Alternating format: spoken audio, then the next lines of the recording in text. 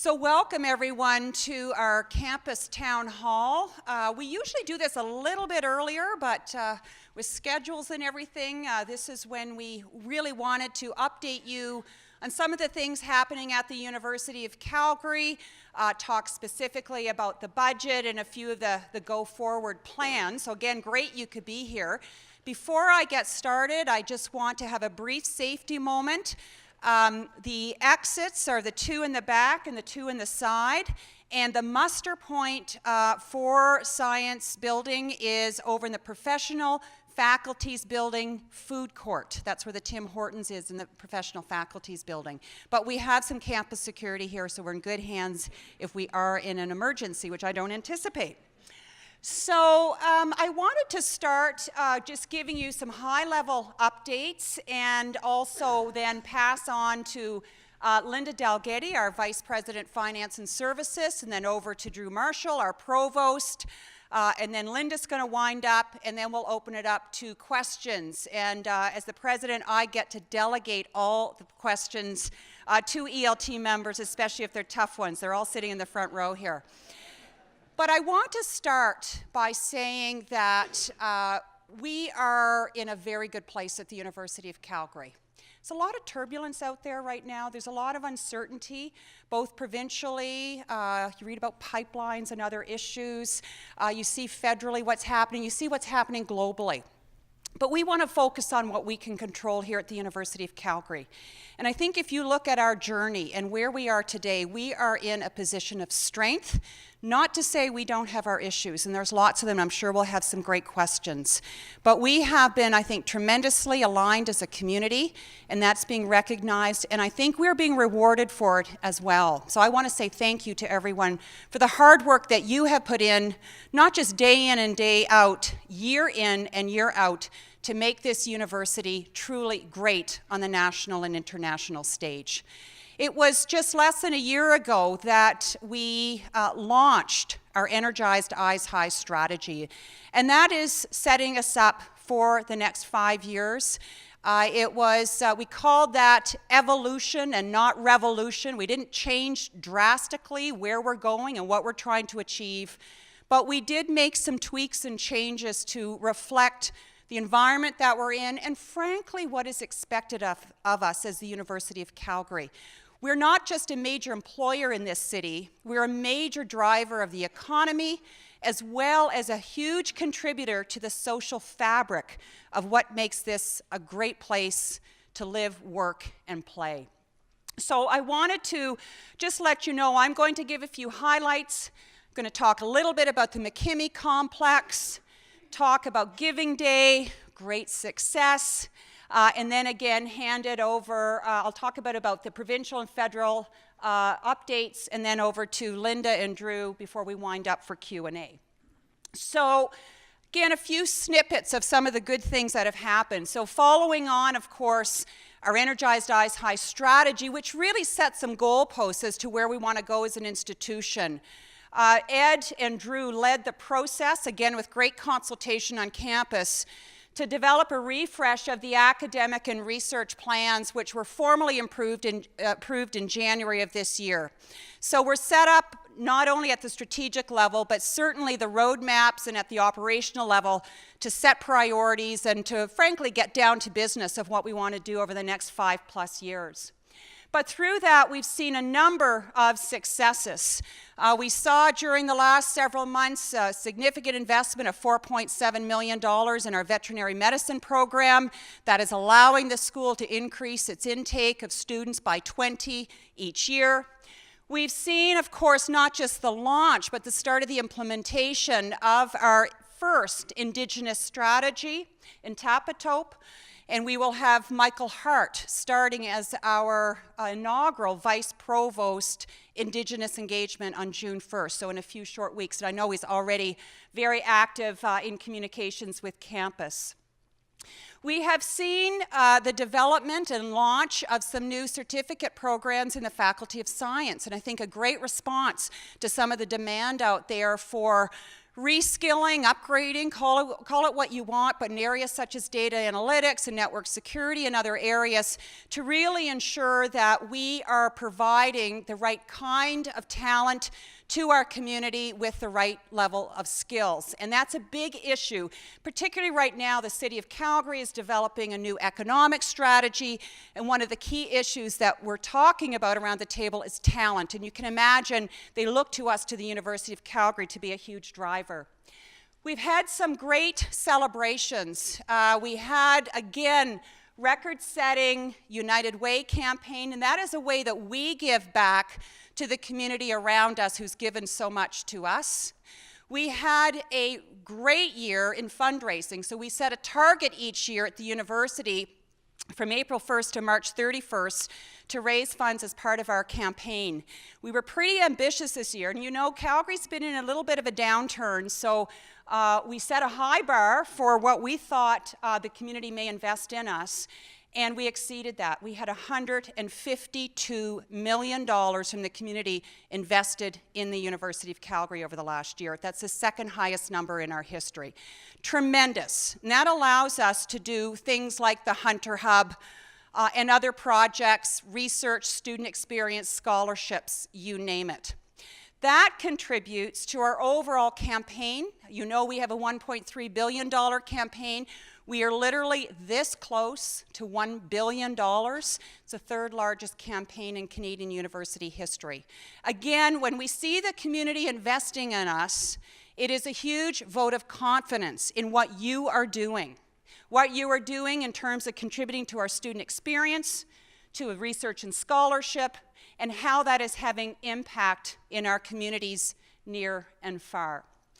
We're also seeing, of course, some other celebrations of the national stage, and I would be remiss if I didn't mention our men's basketball team who won the national championships this year. Fantastic achievement, first time in the history of the University of Calgary. I want to speak a little bit about the MacKimmie project. If I showed you this, I don't think you would recognize that this will be the new MacKimmie Tower and the block. It is fabulous. The tower is being worked on as we speak. It will be totally reskinned using a technology brought in from Germany to help contribute to a very sustainable building.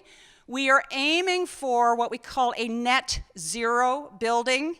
We are part of 16 infrastructure projects across the country that are part of a group looking at the development of new codes to define what net zero even means. And it's fabulous technology that's going into that. The block, actually the current block, will be torn down after the tower is done, and it will be rebuilt on a slightly different footprint. And yes, there are a few trees that went missing. There was a process around that, but there'll be 150 new trees planted when the project is done through our landscape architecture. This project is in part, well, large part, funded by the province of Alberta, about $270 million, and in smaller part through philanthropy. It is to help drive the academic mission of the university and our student experience. The bottom half of the tower will be mainly for social work and graduate studies and other academic functions. The block will be for classrooms, student services, and on the very top will be the permanent home of the Hunter Hub for Entrepreneurial Thinking, about 25,000 square feet. This will be, I think, a true icon on our campus and really, I think, showcase us as a university that is forward-thinking and certainly sustainable. So it's very exciting. We also just competed Giving Day. Over $940,000 raised. Thank you to all of those who were able to contribute. This directly goes into student scholarships, either existing or new ones. And it really was the battle of the deans. You can see our Dean of Business and our Dean of Engineering. Rumor has it business kind of kicked butt, I have to say. But it was all in good spirit, and really it is about investing in the future of our students and what they'll be able to do here at the University of Calgary. So I want to turn a little bit to the external environment around us and talk first about the federal budget. The federal budget from a post-secondary positioning, and of course they do not fund our operating dollars of the university. The federal government mainly funds research and innovation. And this budget, from a federal perspective, was historic in terms of the level of investment that has been made in what we call fundamental science. And I use the word science because that's what the government uses, but it is all forms of scholarship: social sciences, humanities, medical engineering, and so on. $1.2 billion in fundamental science, and that's going into things like the granting councils, which we know have been overextended, very, very tough competition, low success rates in many cases. So that was very welcome, and it's in fundamental science in that it is not targeted to specific areas.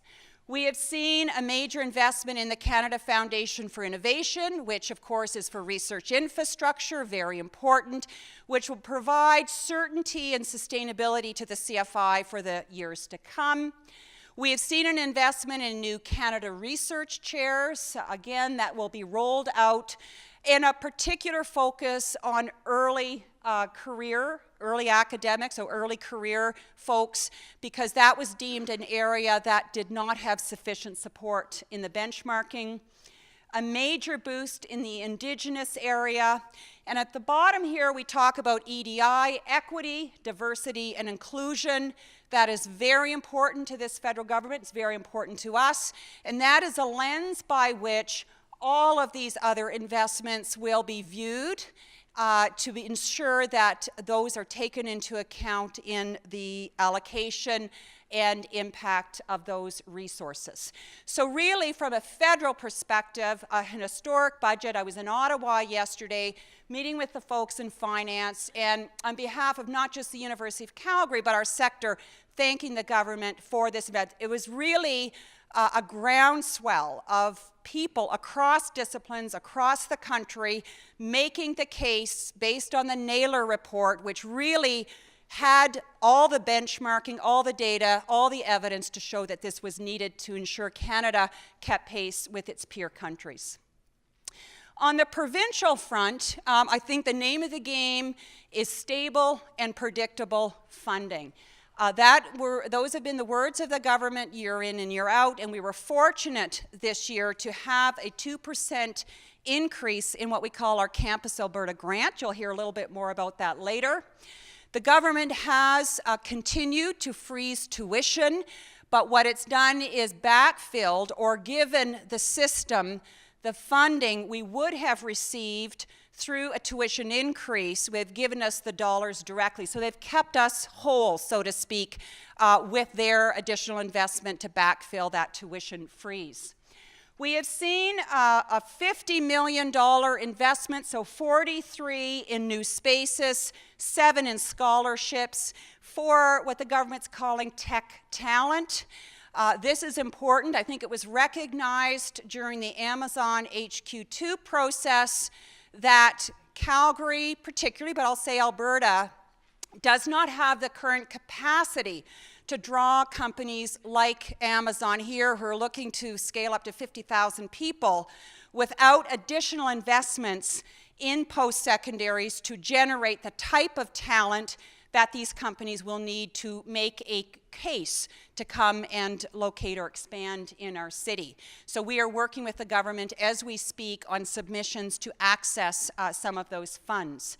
We've also seen investments in mental health and other areas, and of course the McKimmie project, which is the largest infrastructure project the government has done in a number of years. So we've been very fortunate there.